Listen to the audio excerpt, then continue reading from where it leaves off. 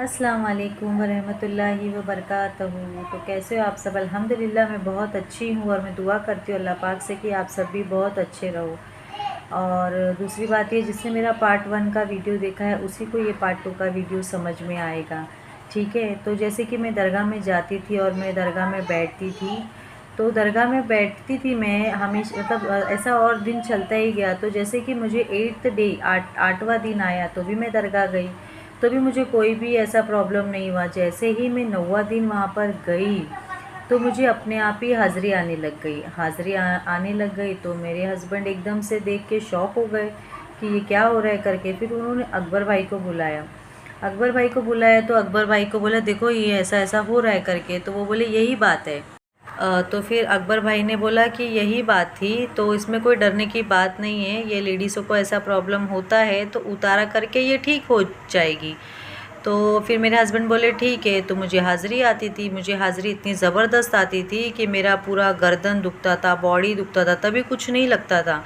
लेकिन बाद में ना मुझे बहुत प्रॉब्लम होती थी। तो मैं दरगाह दरगाह में बैठती थी तभी तक आती थी, फिर वो अपने टाइम से मगरिब के बाद में मतलब शांत भी हो जाता था। तो फिर पता चला कि ये कोई शैतानी जिन है, जो जिन्नात था, जिसके वजह से मतलब इतनी सारी प्रॉब्लम्स मुझे हुई, जिसके वजह से मेरे हस्बैंड का जॉब सब लॉस हो गया, मेरी तबीयत ख़राब हो गई, बच्चे किरकिर करना, मैं किरकिर करना।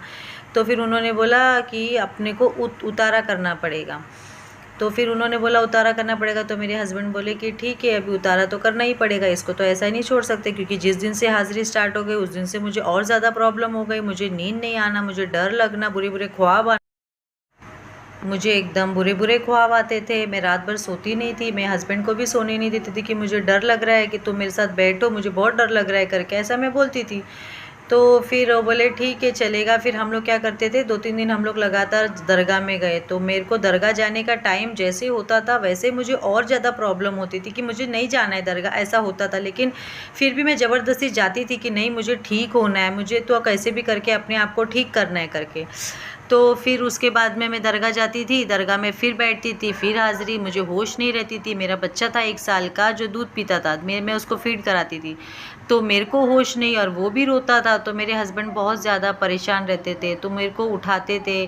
तो वो बोलते थे कि जब भी बेहोश हो गए तो पानी मारने का। तो फिर पानी मारते थे, फिर मुझे उठाते थे, फिर मुझे बच्चे के रोने की आवाज़ कान में आती थी, लेकिन मैं खुद ही नहीं उठ पाती थी। तो ऐसा मेरी हालत हो गई थी। अगर नमाज़ नहीं पढ़ो तो ये सब प्रॉब्लम होता है, इसीलिए हमारे पढ़ना बहुत ज़रूरी है, क्योंकि हम लोग नमाज़ नहीं पढ़ेंगे तो ऐसे ही जिन्नात हमारे पीछे पड़ते हैं, और ज़्यादा करके लेडीज़ों के ही पीछे पड़ते हैं, जिसकी वजह से ऐसा प्रॉब्लम होता है। हर किसी के साथ नहीं होता है, किसी किसी के साथ ऐसा होता है। तो मेरे साथ में ऐसा हुआ। तो फिर अभी फिर अकबर भाई को बोला, तो अकबर भाई को मैंने बोला अकबर भाई बस हो गया, मैं अभी और हाज़िरी नहीं ले सकती, क्योंकि मेरा बॉडी इतना परेशान हो गया था वो हाज़िरी ले लेके। मुझे इतनी तकलीफ़ होती थी, एकदम पूरे गर्दन अकड़ जाते थे, पूरा कंधा दुखने लग जाता था। आप लोग ने देखा होगा, मेरे मेरे हस्बैंड के पास में वो वीडियो भी है, लेकिन मैं वो वीडियो शेयर नहीं कर सकती और मैं वो वीडियो देखना भी नहीं चाहती। मेरे को वो पल याद भी आता है ना तो मुझे अच्छा नहीं लगता है, क्योंकि मैंने ऐसा झेला है। तो फिर उसके बाद में फिर मैंने बोला अकबर भाई को, अकबर भाई अब बस अब नहीं हो रहा है, मैं घर में भी परेशान, यहाँ पे भी परेशान, मैं घर के काम नहीं कर पाती थी और मैं सिर्फ ना परेशानी रहती थी, क्योंकि दर्द होता था, पूरे बॉडी में पेन होता था। तो फिर अकबर भाई ने बोला ठीक है अभी हमको उतारा करना पड़ेगा। उतारा करने के लिए हम एक जन का कुछ 2400 रुपया है, तो 2400 रुपये बोला, और चारों का उतारा करना पड़ेगा बोला, और चारों का अलग अलग पैसा। तभी हमारे पास उस टाइम पे पैसे नहीं थे, लेकिन कैसे कैसे करके हम लोग ने पैसे अरेंज किया, ऐसे उससे मांग के, क्योंकि मैं बोल रही हूँ ये मेरे को प्रॉब्लम होने के बाद में मेरे हस्बैंड का उसी बीच में, मुझे तो पता भी नहीं था, पता तो बाद में चला, उसी बीच में बहुत लॉस हो गया, बहुत नुकसान हो गया, बिज़नेस में लॉस, एक एक पैसे की मोहताजी, तंगी। तो ये चीज़ अगर हमारे में होती है ना तो ये असरात ही होते जो हमको बर्बाद करते, और बयान में बोला भी कि मैंने बर्बाद किया करके। तो फिर उसके बाद में उतारे का टाइप पैसे नहीं थे, तो पैसे कैसे कैसे मैंने, तो फिर मैंने क्या किया, मेरे हस्बैंड ने क्या किया, बोले हम लोग अभी किधर से भी लेके ये ठीक करते ही, क्योंकि ऐसा तो मुझे नहीं छोड़ सकते थे, अगर ऐसा छोड़ते थे तो मैं और भी परेशान रहती थी और साथ में हस्बैंड को भी परेशान करती थी। तो 5000 मेरी बहन से लिया और 5000 मेरी ननद से लिया हमने उधार पैसे की, अभी इलाज करना है तो 10,000 तक हमने अरेंज किया। तो फिर अरेंज करने के बाद में हम लोग ने उन्होंने एक डेट दिया हमको और एक टाइम दिया, और वो चीज़ रात को ही होती है। उतारा जो होता है रात को 2 बजे का टाइम मेरे को दिया, और मेरे जैसे ऐसे बहुत सारे दरगाह में लोग थे जिनको ऐसा प्रॉब्लम हो रहा था, और सब लेडीज़ थी और बहुत कम एक आधा जेंट्स होंगे। तो फिर उन्होंने क्या बोला कि रात को आना पड़ेगा तुमको, मतलब रात को आओ 10-11 बजे तक, फिर अपन 2 बजे उतारा कर देते हैं। औरों को भी 12 बजे का टाइम, 12 बजे के बाद ही था। तो किसी को 12:30 बोला, किसी को 1 बजे बोला, मुझे 2 बजे बोला, क्योंकि नंबर लगाया था सब लोगों ने वहाँ पे, सब लोग आके बैठे थे रात में। अब जिस मेरा उतारा हो गया, हम लोग नहीं, उतारा नहीं हो गया, हम लोग उस दिन वहाँ पे गए, और मुझे जाना था रात को 10-11 बजे, ठीक है। तो उस दिन मुझे क्या प्रॉब्लम हुआ, मुझे बहुत घबराहट चालू हो गई। तो मेरे हस्बैंड बोले एक काम करते अपन दरगाह में ही जाके बैठते। तो दरगाह में हम लोग 3 बजे ही चले गए, 3 बजे ही चले गए, क्योंकि हमको ऐसा लगता था कि हमको शायद घर में डर लग रहा है, हम लोग उधर जाएंगे तो हम लोग सेफ़ रहेंगे करके, ऐसा मुझे लगता था। तो मैं बोलती थी नहीं, मैं दरगाह में ही जाती हूँ। तो मैं दरगाह में जाके बैठती थी, फिर हम लोग उधर ही बैठे पूरा दिन, असर मतलब असर मगरिब ईशा उधर ही बैठे थे हम लोग। क्या करें, बच्चे लोग को भूख लगती थी तो ऐसे कुछ भी ला के खिला देते थे। तो फिर हम लोग का 12 बज गया रात को, फिर और डर लगने लगा। फिर 12 बजे के बाद अब पता चला मुझे मेरा उतारा है। मेरे जैसे और बहुत सारी लेडीज़ थी जिनका उतारा था, वो लोग भी आके बेचारे अपने उनके फैमिली के साथ में बैठे थे, और हम अपने बच्चे लेके बैठे थे, क्योंकि हम चारों का उतारा है। क्योंकि एक में ऐसा प्रॉब्लम रहेगा ना तो उसका असर जो है ना बाकी मेंबर, तो उसका असर है ना बाकी मेंबर पर भी होता है, तो सबका करना पड़ता है। तो जितने मेंबर हैं ना घर में हमारे, तो हम तो 4 ही थे, तो हम 4 गए। अगर और रहते थे तो औरों को भी करना पड़ता था, वैसा था, वैसा मसला ये। तो फिर उतारे का टाइम आया, फिर मेरा उतारा किया, मेरे मतलब उतारा करने के बाद में ना हम चारों का उतारा हुआ। उसके बाद में ना मेरा बॉडी एकदम हल्का हो गया, मुझे एकदम रिलैक्स लगने लगा, अच्छा फील होने लगा। फिर मैं दरगाह में सोई, कुछ मैं 3 बजे सोई दरगाह में ही सोई। उधर सोने का ऐसा अरेंजमेंट है, जो ऐसा रुकते हैं बेचारे, अपने घर से बिस्तर वगैरह लेके आते हैं और उधर ही सो जाते हैं। तो मैं दरगाह में ही हम लोग सो गए थे। वहाँ पे बहुत मच्छर भी था, कैसा कैसा हम लोग ने दिन देखा वहाँ पे, बच्चे लोग को मच्छर में सोए थे। तो फिर कैसे कैसे करके कभी मैं सोती थी, कभी हस्बैंड सोते थे, फिर बच्चों को देखते थे मच्छर ना लगे। हम लोग घर से ओडोमॉस लेकर गए थे, क्योंकि बोला था वहाँ पे मच्छर बहुत काटता है करके। ओडोमॉस लगा के हम लोग ऐसे ही सोए रात को कैसे भी करके, क्योंकि डर चला गया था। तो डर चला गया था ना, तो इसके लिए ऐसा लगा अभी मैं ठीक, क्योंकि मेरा बॉडी एकदम हल्का हो गया था। फिर हम लोग को सुबह की फ़जर की अज़ान के बाद, नमाज के बाद जाने बोला था, क्योंकि रात को उतारा करके फिर रात को जाने का इजाज़त नहीं है।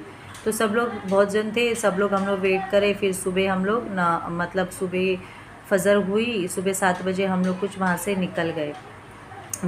फिर घर पे आए।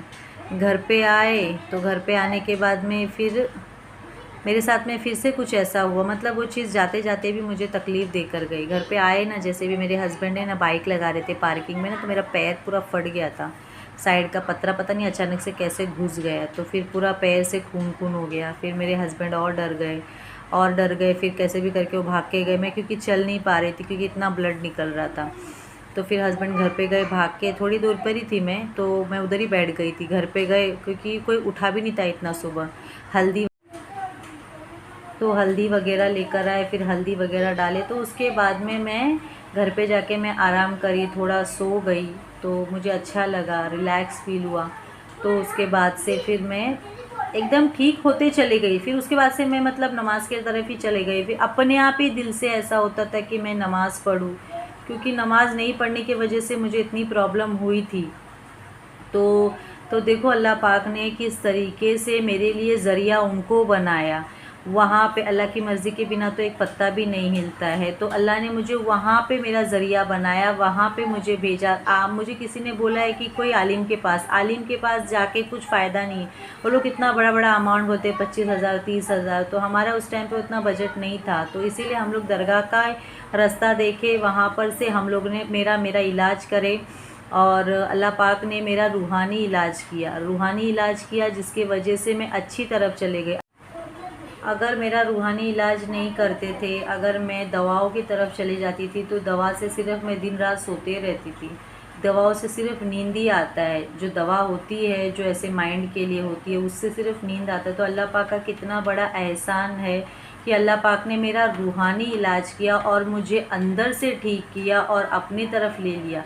उसके बाद से ही मैं नमाज़ की तरफ चली गई, मैं नमाज़ पढ़ने लगी, मैं कुरान शरीफ पहले मैं कभी कुरान शरीफ नहीं पढ़ती थी, मेरे पास था भी नहीं कुरान शरीफ। तो उसके बाद से फिर मैंने अमेज़ोन से मतलब कुरान शरीफ बाय किया, और उसके बाद से मैं कंटिन्यू ये सब चीज़ों में, रोज़ा तो मैं रखती ज नहीं थी, और उसके बाद से ही मैं रोज़ा वगैरह स्टार्ट किया। मैं पूरे पूरे रोज़े रख के अल्हम्दुलिल्लाह बहुत बहुत शुक्रगुज़ार हूँ, बहुत ज़्यादा शुक्रगुज़ार हूँ कि अल्लाह पाक ने मुझे ठीक किया। अल्लाह पाक ने मुझे ऐसा अच्छा किया ना, अल्हम्दुलिल्लाह आज मुझे अपनी तरफ ले लिया मेरा रूहानी इलाज करके। तो अल्लाह की ही मर्ज़ी से ये सब मेरे साथ में हुआ है। और उस टाइम पे हमारे साथ में मतलब कोई इतना था नहीं, हमने अपने चारों जन ने हमने झेला, क्योंकि हमने किसी को परेशान किया ही नहीं। हमने बोला हमारी तकलीफ़ है ना, अल्लाह ने हमको दिए ना, तो हम ही इस चीज़ से बाहर निकलेंगे, अल्लाह हमारे साथ रहेगा। तो और अल्लाह हमारे साथ था। अल्लाह ने मुझे ऐसा ठीक किया कि आज मुझे अल्लाह ने अपनी तरफ ले लिया। आज मुझे इस्लाम से, मुझे पहले इतनी मोहब्बत नहीं थी, मुझे आज इस्लाम से इतनी मोहब्बत है, मुझे अल्लाह से मोहब्बत है।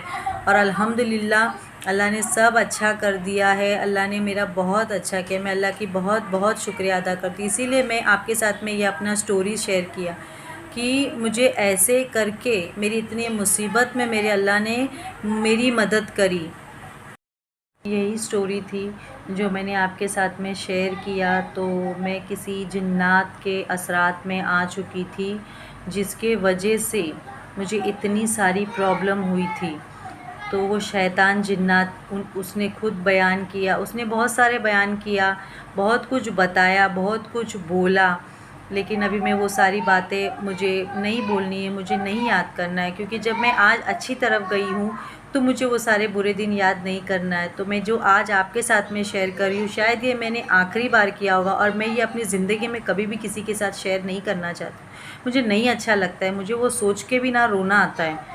तो इसीलिए फ्रेंड्स यही मेरी स्टोरी थी। अगर आपको मेरे साथ जो हुआ है, अगर किसी के साथ ऐसा होता है तो आप लोग प्लीज़ अपने आप को दिखाओ, अपना रूहानी इलाज करो, दवाओं की तरफ नहीं जाना। अगर आप दवाओं की तरफ जाओगे ना तो फिर आप और बुराई की तरफ चले जाओगे, आप सोते रहोगे और आप नमाज नहीं पढ़ पाओगे, कुरान शरीफ कुछ भी नहीं पढ़ पाओगे। अगर आप दवाओं की तरफ जाओगे तो अपना, किसी को भी ऐसा प्रॉब्लम हुआ तो प्लीज़ आप रूहानी इलाज करिए, जहाँ से भी आपको भरोसा है उनके पास से अपना रूहानी इलाज करिए, और अल्लाह उस चीज़ में आपकी ज़रूर मदद करेगा, जैसे अल्लाह ने मेरी मदद की। अल्हम्दुलिल्लाह अल्लाह ने मुझे ठीक किया, अल्लाह का लाखों करोड़ों एहसान है।